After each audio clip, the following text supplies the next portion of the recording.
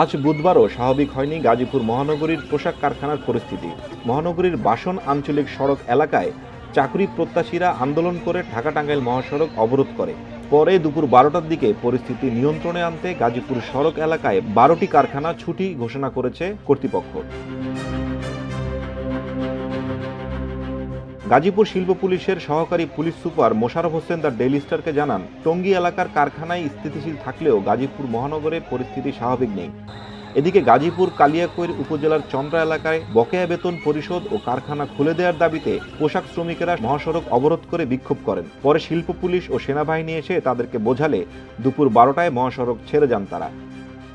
শ্রমিকেরা নাম প্রকাশ না করার শর্তে দ্য ডেইলি স্টারকে বলেন, আগস্টের বেতন না দিয়ে কারখানা বন্ধ করা হয়েছে, এখন অক্টোবর মাস, ঘর ভাড়া দেব কিভাবে?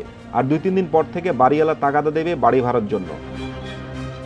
এর আগে গত সোমবার সন্ধ্যা থেকে বকেয়া বেতনের দাবিতে সড়ক অবরোধ করে বিক্ষোভ করে আসছিল শ্রমিকরা।